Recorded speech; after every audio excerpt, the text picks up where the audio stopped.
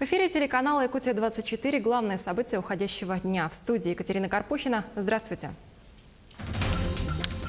Автобусы Нерингри с 1 декабря перейдут на зимнее расписание. Решит ли это дорожную проблему в районе? Благодаря бдительным горожанам сотрудники якутского лесничества обнаружили 11 кубов незаконно срубленной древесины. Кто и куда вывез лиственницу? Исследование длиной в 15 лет. Ученые Северо-Восточного федерального университета изучают влияние Солнца на климат и организм человека. 5 путевок в Московский литературный институт. Молодым писателям Якутии окажут поддержку. В Алдане прошел 5-й тур чемпионата района по флорболу. Что это за игра и почему она так популярна в районе, расскажут наши корреспонденты.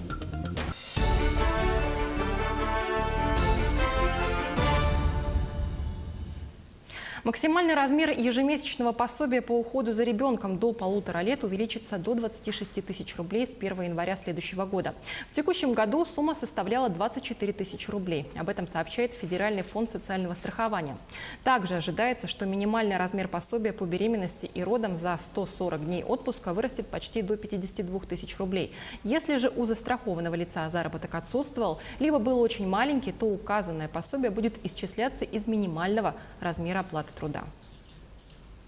У граждан осталось 2 недели, чтобы заплатить налоги за 2017 год. Последний срок – 3 декабря. Если налоговое уведомление не пришло, хотя ожидалось, об этом в инспекцию нужно сообщить самому. Речь идет о налогах на землю, имущество и транспорт. Заплатить их можно в банке или через сайт налоговой службы. С июня по октябрь Федеральная налоговая служба разослала гражданам страны более 68 миллионов налоговых уведомлений. Тем, у кого есть личный кабинет на сайте, квитанции выгружаются туда в электронном виде. Остальным приходят обычной почтой.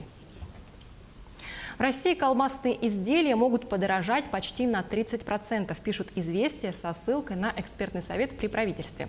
Издание сообщает, что предлагается введение новой системы сборов и субсидий для производителей продуктов питания в рамках программы укрепления общественного здоровья. Так, в стране может появиться акциз на колбасы, сосиски и бекон в размере около 160 рублей за 1 килограмм. Подразумевается, что вырученные средства направят на удешевление продуктов здорового питания. К новостям нашего региона. Автозимник Хатасы-Павловск откроется 21 ноября. Информация об этом размещена на сайте Министерства транспорта республики. Уже в эту среду открывается движение для транспорта до 3 тонн. Автомобили с грузом до 20 тонн смогут ездить по переправе после 20 декабря, а до 30 тонн с 28 декабря. Ранее мы сообщали, что из-за теплой погоды в этом году к очистке торосов дорожники приступили на 12 дней позже. В продолжении дорожной темы автобусы Нерингри с 1 декабря перейдут на зимнее расписание. Оно будет скорректировано с учетом пожеланий трудовых коллективов угольщиков и медработников, так как именно они составляют пассажиропоток в часы пик. Сейчас на линии работают 9 автобусов. С 1 января следующего года их должно быть уже 12. По подсчетам перевозчика этого количества вполне хватит, чтобы перекрыть потребности жителей города. Но между тем ситуация с пассажирскими перевозками в Нерингри остается болевой точкой. Именно этой теме было посвящено расширенное совещание с участием руководства города, депутатов городского совета, представителей профсоюза угольщиков и медицинских работников, поскольку общественный транспорт для них едва ли не единственная возможность добраться до места работы. Репортаж Сергея Козюры.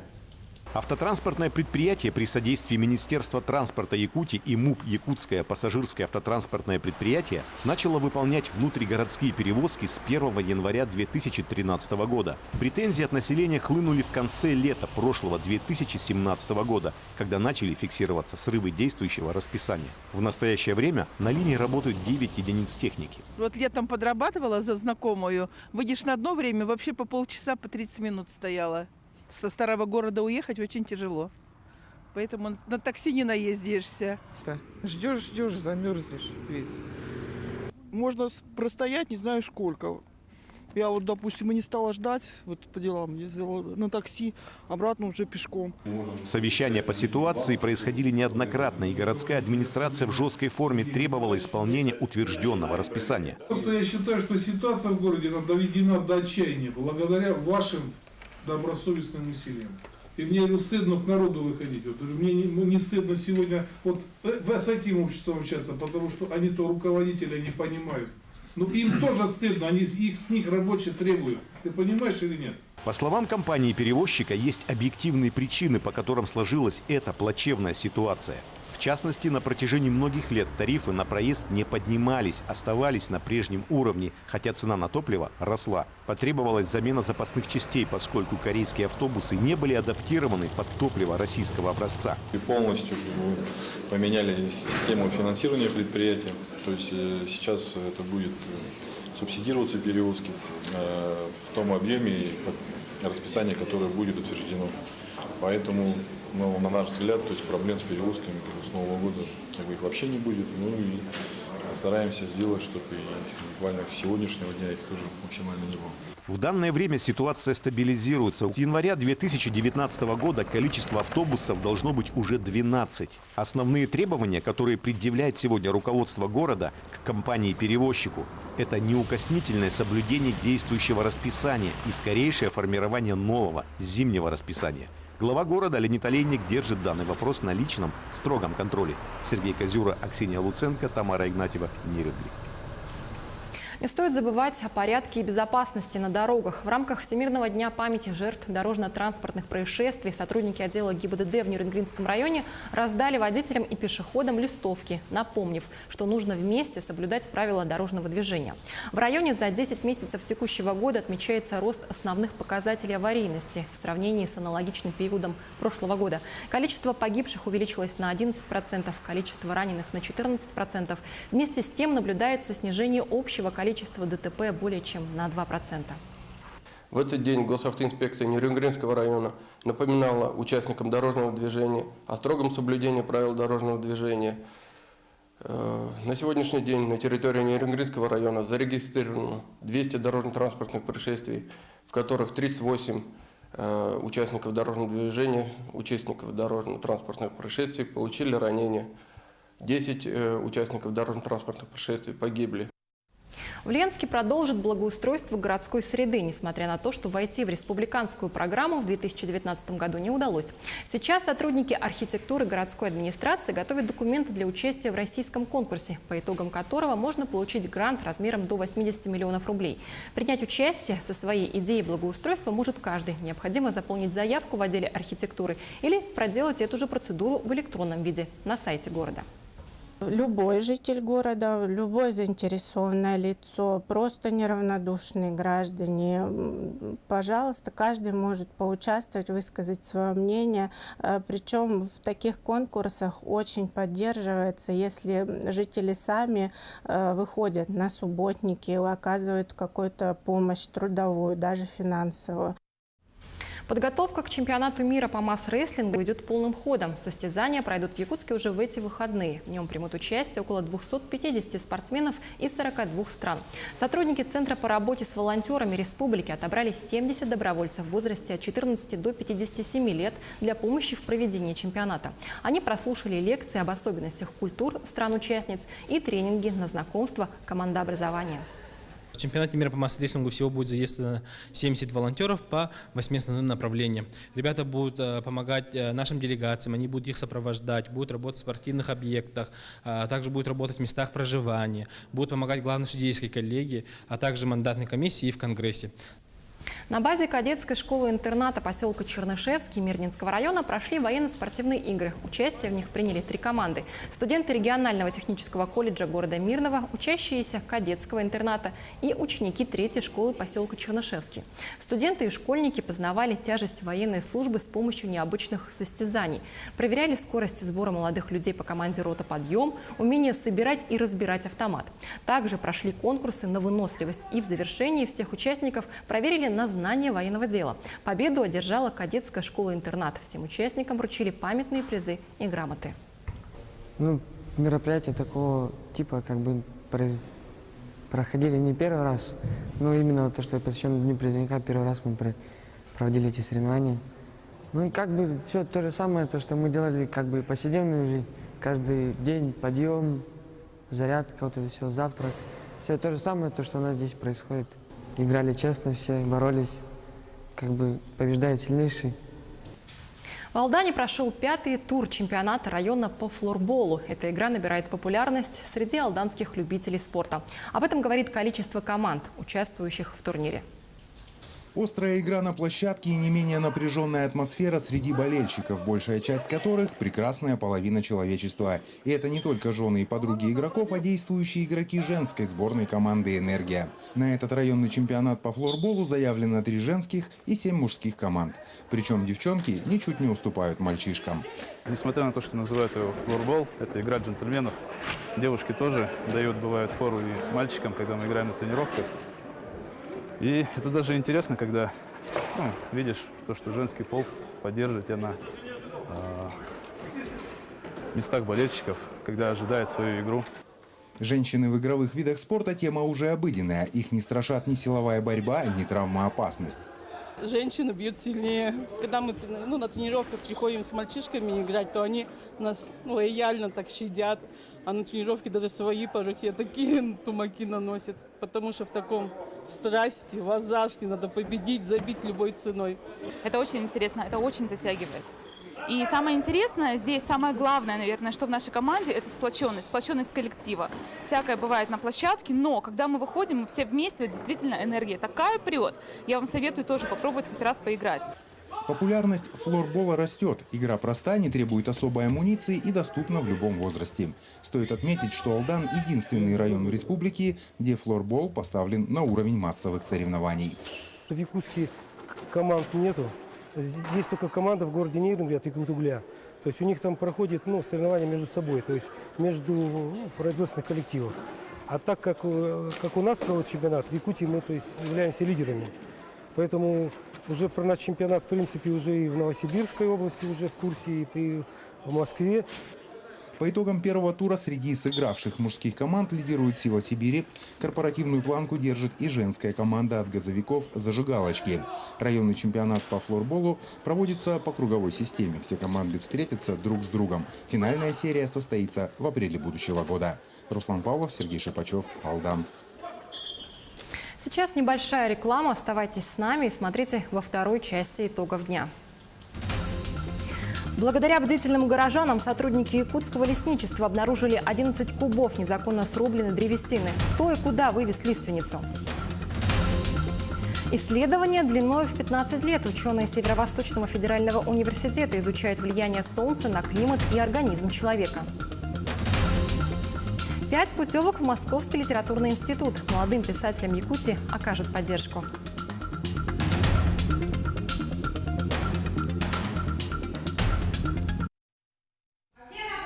Мы продолжаем. В Якутии появятся промышленные технопарки. Работы по их созданию, возможно, начнутся со следующего года. Об этом по итогам заседания правительства республики сообщил первый заместитель министра промышленности и геологии Антон Рыбкин. На заседании Кабинет министров рассмотрел и одобрил проект республиканского закона о внесении изменений в закон о промышленной политике республики. В ближайшее время проект будет внесен на рассмотрение Госсобрания Ултумен. Документ предусматривает создание промышленных технопарков на территории республики и реализацию мероприятий по их стимулированию. Председателем правительства дано поручение, министерство этим уже занимается, где, в каком виде, в каком месте и как это будет организовано и функционировать в дальнейшем. Сама идеология промышленных технопарков, мы все равно будем основываться о рекомендации федеральных органов. В данный момент пока они в наш адрес еще не поступили, потому что само изменение и само понятие было внесено только в июле 2018 года еще. Рыбкин подчеркнул, что при создании промышленных технопарков будут рассматриваться и вопросы, связанные с применением действующих механизмов и инструментов экономического стимулирования. Но все будет зависеть от источников финансирования. В якутское лесничество поступил сигнал от населения. В зеленой зоне города Якутска незаконно вырублен лес. Сотрудники ведомства провели патрульно-рейдовые мероприятия в районе Табагинского мыса. Вместе с ними отправился наш корреспондент Юрий Осипов. Видно, что злоумышленники тщательно выбирали деревья и рубили не сухостой, только живые. На месте была обнаружена 31 срубленная сырорастущая лиственница. Сотрудники лесничества измерили пеньки, оставшиеся от деревьев. Табагинский мыс относится к лесам первой группы защитных леса города Якутска. Здесь рубка леса не должна производиться, то есть запрещена. Предполагаемая машина, по следам тут мы установили ранее, что машина ГА-66 и ориентировочно вывезена в поселок Новая Табага. об этом информацию мы передали также в следственные органы. Сотрудники лесничества собрали доказательства, составили протокол и передали материалы дела в следственные органы. По их словам, в районе Якутска не пилят деревья в промышленных масштабах, в основном для личных нужд. Но не все деревья злоумышленники смогли использовать с толком. К примеру, вот это дерево. Они его спилили, но не сумев увезти, оставили здесь. По словам сотрудников лесничества, злоумышленники срубили более 11 кубов древесины. Ущерб от их действий составил более 60 тысяч рублей. Преступникам грозит наказание в виде заключения до 2 лет и штрафа до 500 тысяч рублей. Надо постоянно ездить, с общественностью работать. Общественные инспектора должны быть в каждом поселке. У нас в якутском лесничестве уже 21 человек. Вот эти тоже совместно с нами работают. Они в летнее время по предупреждению лесных пожаров, в зимнее время от незаконной рубки. За этот год зафиксировано 3 случая незаконной рубки деревьев. Якутскому лесничеству нанесен ущерб более 80 тысяч рублей. Возбуждены 1 административное и 1 уголовное дела. Юрий Осипов, Георгий Григорьев, Якутск. Более 15 лет ученые Медицинского института Северо-Восточного федерального университета в сотрудничестве с Институтом космофизики и саратовскими коллегами продолжают изучение влияния Солнца на климат и его воздействия на здоровье жителей арктических районов республики. О том, какие выводы ученые готовы сделать уже сегодня, узнал наш корреспондент Артур Габышев. Уже 16 лет Алена Стрекаловская занимается научной работой, посвященной магнитным бурям. Взрывы на Солнце приводят к тому, что подхваченная солнечным ветром энергоплазма достигает Земли, провоцируя при этом биомагнитные бури. На Земле они наступают через 2-3 суток. Мы выявили такую очень серьезную периодичность. Было обнаружено, что за 2-4 дня до магнитной бури, которая происходит на Земле, люди, которые имеют патологию сердца и сосудов, уже реагируют очень серьезными изменениями, ухудшением своего самочувствия. То есть это резкий подъем уровня артериального давления, это инфаркты, это инсульты. Проект финансируется за счет грантов, которые исследование выигрывает. Уже в начале 90-х годов была обнаружена взаимосвязь между активностью электромагнитной энергии на Солнце и обращениями в медицинское учреждение людей с сердечными заболеваниями. Для исследования были выбраны 2 точки. Это город Якутск и поселок Тикси. Почему нужна такая довольно-таки, скажем, разобщенная сеть вот этих измерений в разных городах? Потому что из-за топологии магнитного поля Земли наиболее мощные излучения, скажем, имеется в виду геомагнитные возмущения, наблюдаются в высокоширотных регионах нашего земного шара. Одно из самых зрелищных природных явлений, северное сияние, является как раз результатом биомагнитного выброса в биосферу Земли. Этот феномен состоит из сильной электромагнитной струи амплитудой тока свыше 1 миллиона ампер. В науке имеет название электроджет. Если на высоте 100 километров протекает такая мощная струя, естественно, очень большие будут геомагнитные возмущения, которые могут воздействовать на состояние здоровья человека. Поэтому мы рассматриваем вот это явление на различных широтах. В арктических широтах в Тикси, в субарктических это Якутск, и средние широты это город Саратов. Ученые космофизики производят замеры космических пространств, а затем отсылают их результаты для дальнейшего изучения коллегам от медицины. Мы живем в определенных вот таких географических условиях. Это Арктика, где больше всего влияние факторов космической погоды по сравнению, скажем, со средней полосой или тропиками. И, естественно, если сюда приезжают люди неадаптированные, на них, конечно, вот этот фактор оказывает особое значение. Целью всего исследования является выявление достоверной связи развития сердечно-сосудистой патологии от космической погоды. По результатам исследования разрабатываются рекомендации для проведения мероприятий, направленных на профилактику заболеваний. Ученые уверены, пациентов с сердечно-сосудистыми заболеваниями станет гораздо меньше. Артур Габышев, Владимир Павлов, Диустан Иннокентьев, Якутск. Сегодня в Якутии отмечают День русского языка. Он был учрежден в 2001 году и празднуется в день очередной годовщины со дня рождения Михаила Ломоносова. Человека, который составил грамматику в наибольшей степени повлиявшую на формирование современного русского языка. Сегодня современных Ломоносовых, особенно со стороны филологии, стараются поддерживать во всем. Например, молодым литераторам и писателям Якутии будет оказана поддержка от России и Республики. Какая именно, расскажет Анастасия Данилова. Министерство культуры Якутии и Московский литературный институт имени Горького заинтересованы в профессиональной подготовке литераторов-переводчиков. Институт в содействии с Ассоциацией писателей Якутии проведут конкурс для молодых творческих людей, который подготовит их к профессиональной деятельности как литературных переводчиков. 5 победителей конкурса будут рекомендованы для поступления в Московский литературный институт уже в следующем учебном году. Направление – литературное творчество, переводчик на якутский язык. Сейчас уже начинается подготовка к тому, чтобы найти абитуриентов. То есть нужно, чтобы это были дети, которые уже как бы сейчас понимают, что они будут к этому готовиться, поскольку это связано со сдачей экзаменов ЕГЭ. И необходимо качественно подготовить ребят, чтобы они смогли участвовать в этом конкурсе. Благодаря переводам многие якутские произведения легли в основу спектаклей, опер, по ним сняты фильмы. Однако главным достоянием и постоянным источником творческих исканий для переводчиков является якутский эпос «Аланхо». Точно следуем количеству строк, во-первых, чтобы не было ничего пропущено. Да? Мы стараемся следовать точному количеству слогов в строках, чтобы был ритм. И когда переводишь на русский язык, когда переводишь на другой язык, то грани родного языка раскрываются с какого-то нового ракурса. В этом и увлекательность перевода якутского фольклора на русский язык. Начиная со следующего года литераторы-переводчики получат долгожданную поддержку от правительства страны и республики. Сложнее приходится писателям, кто пишет на русском языке. Их произведения в переводе не нуждаются и зачастую оказываются невостребованными у якутских издателей. Дорогу к читателю приходится пробивать своими силами. Это надо очень много времени.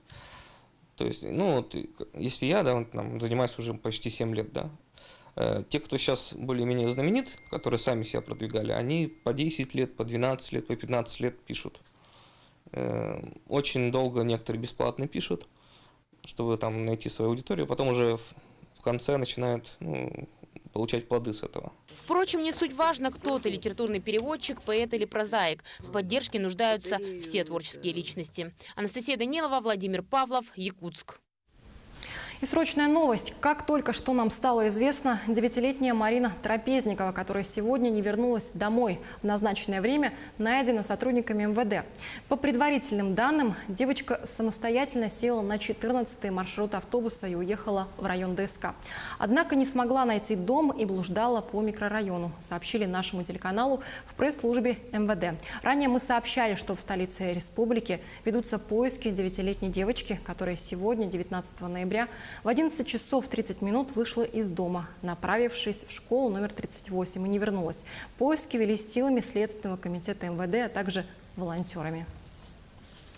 И мы продолжаем. Якутская картина «Царь-птица» заняла 2-е место на фестивале российских фильмов «Спутник над Польшей» в Варшаве. Это один из крупнейших фестивалей отечественного кино в Европе. Главный приз смотра завоевала картина «Сердце мира» Натальи Мещаниновой, рассказывающей об одиночестве и жажде признания. 2-е место получил фильм «Царь-птица» Эдуарда Новикова о том, как в далекой тайге люди подружились с орлом. 3-е место завоевала семейная драма «Глубокие реки» Владимира Битакова. В общей сложности в главном конкурсе художественных фильмов «Спутника» приняли участие 18 новинок российского кино. После Варшавы вошедшие в программу российские фильмы будут показаны в 40 других польских городах. Ученые из музея Фицу Ильяма смогли поставить точку в затянувшемся искусствоведческом споре. Они доказали, 2 бронзовых статуэтки, в течение десятилетий вызывающие споры об их авторстве, единственные сохранившиеся работы Микеланджело из этого металла. Подробности в репортаже Никиты Конева. Группа специалистов музея Фицуильяма при Кембриджском университете обнаружила доказательства того, что 2 бронзовых скульптуры мужчин на пантерах – работы Микеланджело. Статуи уникальны, говорят искусствоведы. Хоть скульптор и работал с этим металлом, но других образцов просто не сохранилось. Опознать почерк мастера ученым помогли специфические анатомические особенности. У работ Микеланджело было несколько характерных деталей. Вот, например, короткий большой палец на ноге, а второй уже длиннее него. Это греческий идеал. Кроме того, между ними есть некоторое расстояние. Вторая деталь – лобковые волосы. Что в этой статуе, что у Давида, они растут в правильном направлении, к пупку, а не как у большинства классических работ. И третье – это плоская полоса между пупком и лобком, которая является дополнительной сухожильной перемычкой, превращающей 6 кубиков пресса в 8 или 10. Первые предположения, что эти бронзовые статуэтки – работы Микеланджело, появились еще в XIX веке. Но документов, подтверждающих авторство, не было, равно как и подписи. И лишь в 2015-м ученые вновь начали говорить о том, что их сделал великий скульптор. Телеканал «Якутия-24» продолжает следить за развитием событий. Оставайтесь с нами.